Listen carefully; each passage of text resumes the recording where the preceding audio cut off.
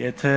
երեք չեք հետևել երեկվա քննարկումներին, մի բան եղավ, երբ հիմա ընտրվում է Վահագն Ալեքսանյանը որպես ազգային ժողովի փոխնախագահ եւ հնարավորություն կար հարցեր տալու,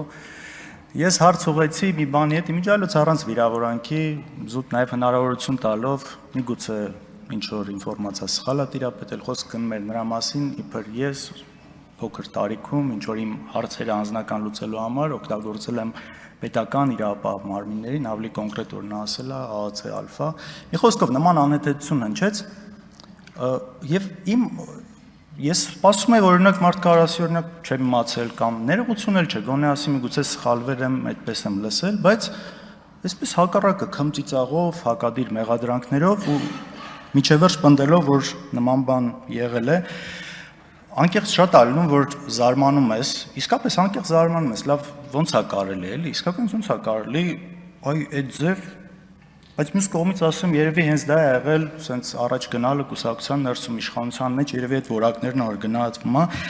ինչևէ չկարողանալով գտնել հարցից պատասխանը, դիմեցի հիմա ընդունված է, չէ, արհեստական բանականության օգնությանը, բառացի հարցրել եմ, հիմա կընթերցեմ, ինչպես բանավիճել մարդու հետ ով որպես փաստարկ իր հայտնած տեղեկությանը ասում է բոլորն են ասում։ Ուրեմն պատասխանը կարդամ, ինչ է ասում, ինչ է առաջարկում արհեստական բանականությունը, ասում է, եթե մարդը որպես իր ասացի հիմնավորում օգտագործում է բոլորն են ասում, ապա նա սովորաբար դիմում է տրամաբանական սխալի, որը կոչվում է հանրաճանաչության փաստարկ, լատիներեն argumentum ad populum։ Այն, որ շատ մարդիկ ինչ որ բան են ասում կամ հավատում են դրան, ինքնին չի ապացուցում, որ դա ճիշտ է։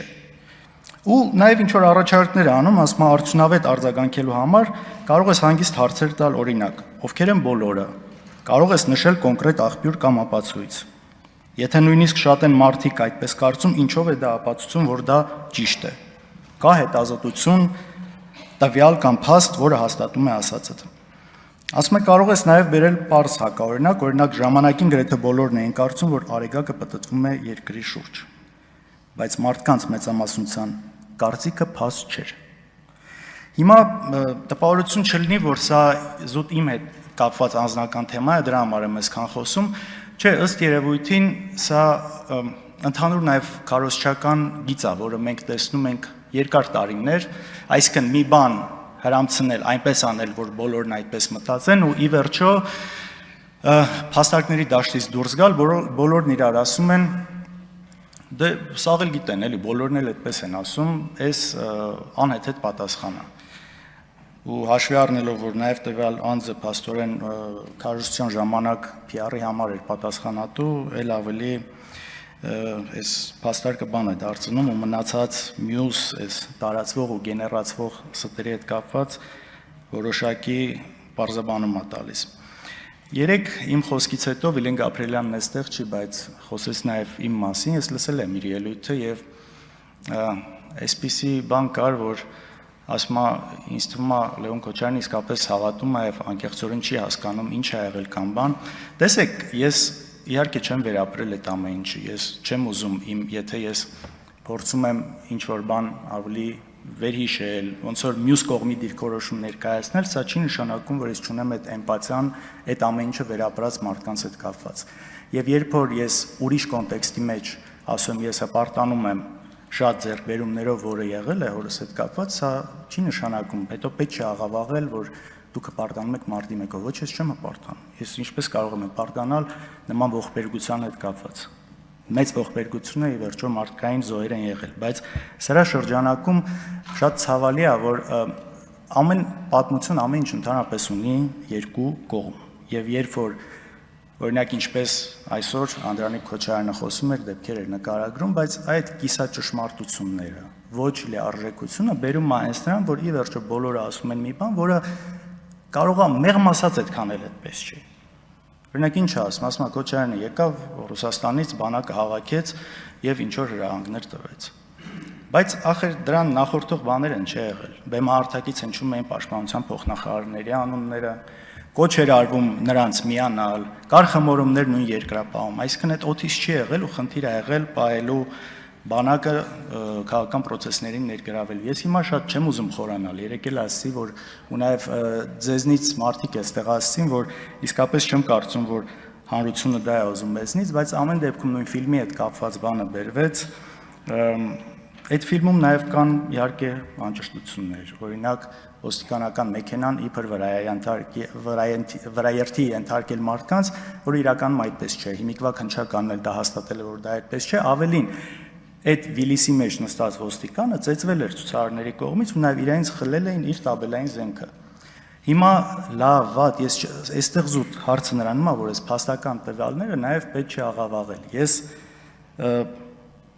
այդ իրադարձությունները համարում եմ ողբերգություն ու նաև ուզում եմ հիշեցնել Նիկոլ Փաշինյանի խոսքը, ով ասել է, որ մարտի 1-ը չի բացահայտվելու, դեռևս 2018 թվականի փետրվարին, եթե չեմ սխալվում,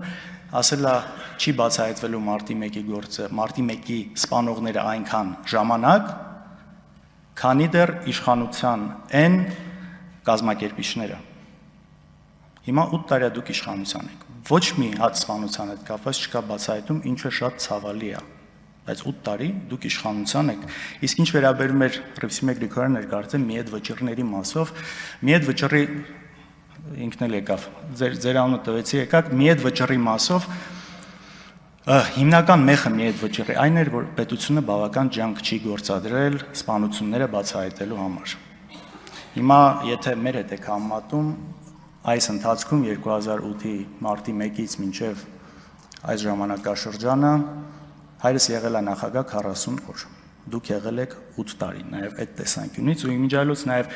միջազգային այս ամեն ինչի կոնտեքստում միջազգային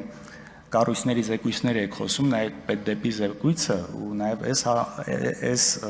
բանում համատեքստում ոստիկանական բռնություն եւ այլ, օրինակ կոնկրետ իմ դեպքով, որի մասին ես խոսում եմ, ոչ մեկը չեք արձագանքում, իմ դեպքով ԱՄՆ պետդեպը զեկույց է հրապարակել, որտեղ անվանական իմ անունը գրված է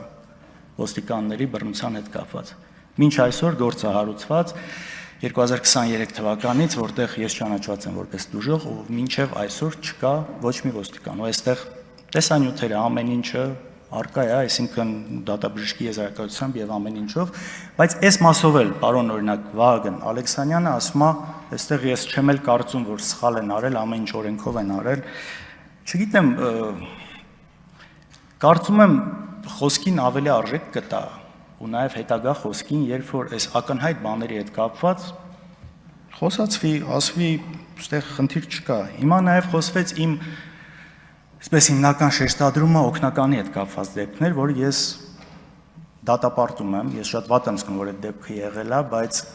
ես ինչի նաև այդ ժամանակ չեմ արձագանքել, որովհետև միանգամից գործ էր հարուցվել, պետք է լիներ կալանքի նիստ եւ փաստաբանները խնդրել էին, որ միգուցե դա կալանքի նիստի վրա ունենա որոշակի ազդեցություն եւ ես հետ մնացի, բայց դրա հետ կապված իմ օգնական, ով նաև իմ ընկերն է, լավ տղա է, լավ մարդ է, իր բացատրությունները տվել է եւ սա չի արվել որպես լրագրող, իմիջիայլոց գործը դատարանում է 3-ից 6 տարի ուզում են Արտուրին մեկ հարվածի համար դատել, սա այլ հարցի բան է։ Տեսեք, մյուս մասով ինչպես ձեր նոր պատգամավորներից կներեք Միքայել Խաչատրյան, հարգելի Միքայել Խաչատրյան, ձեզ չգիտեմ խորհուրդ կամ բան, զոհերի հետ կապված մի արեք այդ համեմատությունը ձեր իշխանության ու այն ժամանակվա, այստեղ ոչ մի ձևով չեք կարող դուք շահեկան դիրքում լինեք։ Այս իշխանության ժամանակ եղել են հազարավոր զոհեր, ու հետո Նիկոլ Փաշինյանը կանգնում ասում է, որ այդ զոհերը կարող էին չլինել, արդյունքը կլիներ նույնը։ Ու դուք համատում եք մի ժամանակաշրջանի հետ, որը ամենախաղաղն էր։ Եթե նույնիսկ մի զոհ ա եղել այն ժամանակ, դա շատ վատ է, բայց զոհերի թիվը, մարտական զոհերի թիվը եղել է 92, 10 տարվա կտրվածքով։ Եվ երբ որ դուք գալի ասում եք, ես ինչից եք խոսում, հիմա 2 տարի է չեն կրակում, իմիջիայլոց նույն այդ բանը ասում էին մինչև 2020 թվականի 44-օրյա պատերազմն, այսպես չէ, հուլիսյան դեպքերը, այս քարոզչական թեզը գնում չեն կրակում։ Աստված դա երբեք չկրակեն, բայց խնդրում եմ մի խեղաթյուրեք, այս մասով հաստատ շահեկան դիրքում չեք հայտնվելու։